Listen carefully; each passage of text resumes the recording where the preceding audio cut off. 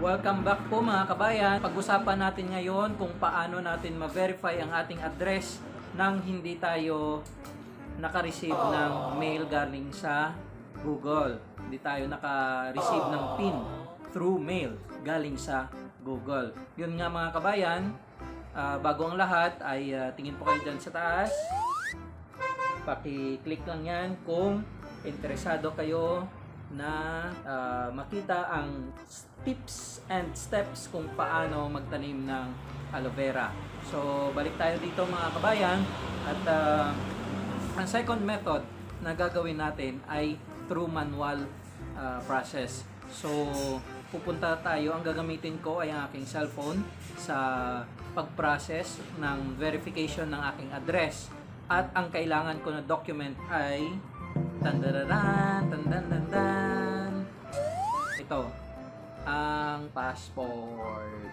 So sa passport, bago natin i-process yan at bago ko inopen yung aking Google Adsense na account, ay pinicturean ko na ang aking passport dyan sa loob, yung may picture. Yan. Yan, picture. Yan, picture ko yan. Akin to. Okay? So mga kabayan, ito ang gagamitin natin. So kung kayo nanonood ngayon, ay picturean nyo na ang inyong passport bago natin or bago kayo manood or i-continue itong ating vlog. Okay po mga kabayan, so pupunta na ako sa aking cellphone at mag-register na tayo, mag-verify na tayo ng ating mail or ng ating address gamit itong ating passport. Let's go! Kung bago ka pa lang sa channel na ito, ay huwag kalimutan mag-subscribe at pakihit na rin ng notification bell para lagi kang updated sa mga upcoming Paano TV educational vlogs natin.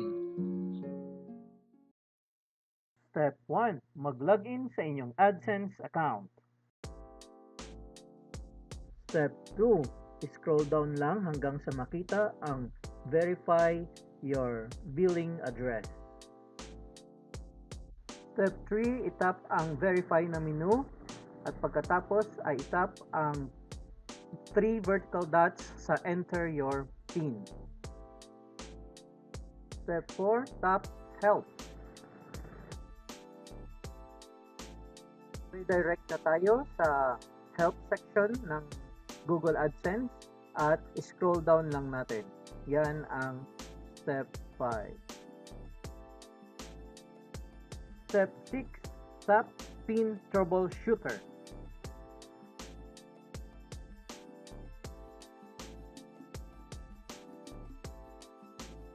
Step 7, answer the questions as shown above. Itap natin ang yes kung greater than $10 na ang ating revenue or ang ating earnings sa Google Adsense. Have you received your PIN? Itap lang natin ang no dahil sa hindi talaga tayo naka-receive ng ating personal identification number. So itap lang natin ang no. Next, have you already requested 3 replacement PINs? Itap lang natin ang yes. So kailangan na maximize natin ang 3 beses na pag-request ng ating personal identification number. Kailangan kasi ito para masiguro natin na makapag-manual process tayo.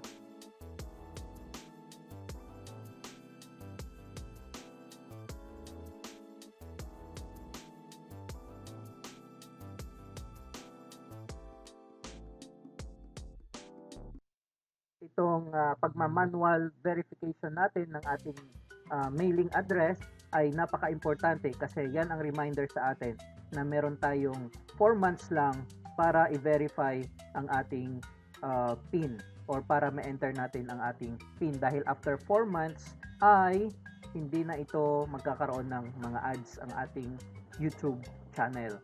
So step 8 ay itap lang natin ang contact us to verify your account. Yan yung please contact us to verify your account. Step 9 ay i-fill out natin ang mga required field tulad ng name, ng email address natin, etc. So, ang AdSense Publisher ID na yan ay makikita sa ating Google AdSense account sa account information na menu or na page. Copy and paste lang natin yan at pagkatapos ay proceed na tayo sa next na step. Step 10, itap lang natin ang choose file para ma-upload ang intended na government ID na gusto ninyo na gamitin para ma-verify ang inyong mailing address.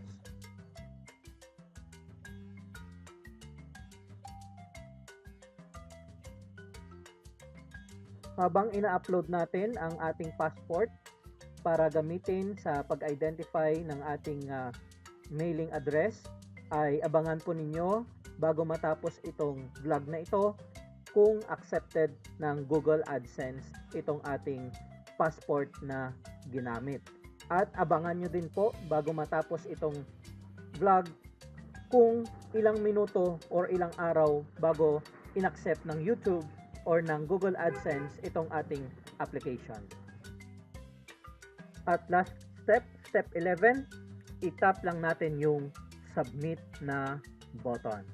So maghintay tayo konti kung ano ang response ng Google AdSense sa atin. Sabi nila dito within 24 hours lang, pero abangan ninyo. We'll be right back. Titingnan natin kung mag-respond sila kaagad. Stay tuned!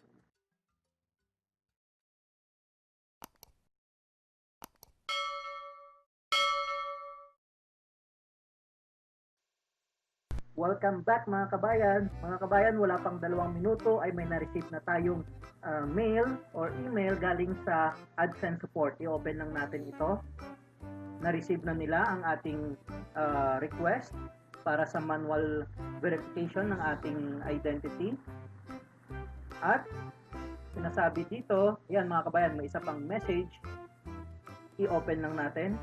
At sinasabi dito, second message, ayan.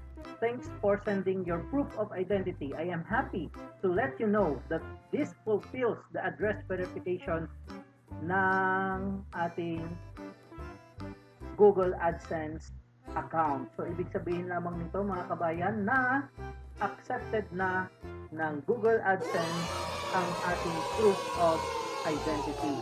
At sinabi dito na within 24 or 48 hours ay mawala din yung notification para sa warning nila na hindi pa tayo nakapag-confirm ng ating PIN.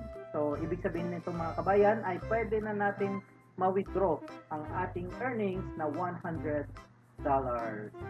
Kaya, kailangan nating magdiwang. Yehey! At yan ang ating vlog sa ngayon.